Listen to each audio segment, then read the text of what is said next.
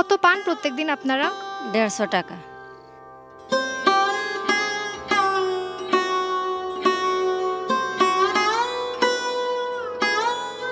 দিদি, আপনারা কি এখানকার স্থানীয় মানুষ?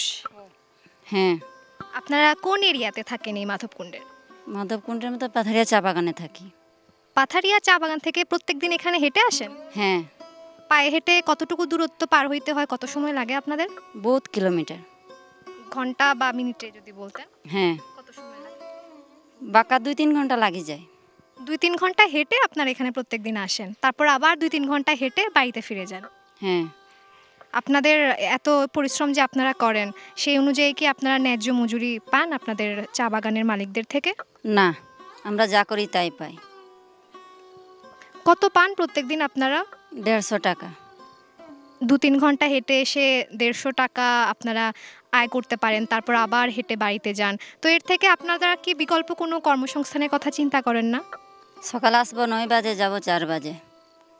এত অল্প মজুরিতে যে আপনারা কাজ করে থাকেন, আপনাদের কখনো মনে হয় না যে আমরা এই কাজটা ছেড়ে দেই, আমরা অন্য কাজে যাই? কি করব, আমাদের তো ঠেকা, আমাদের পেটের জন্য আমরা এটা করি। কই যাব, কার কাছে যাব, কাকে বলবো? যা পাই তাই করি, তাই পাই।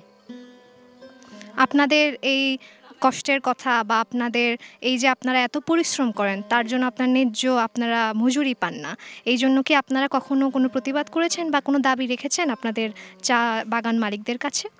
না।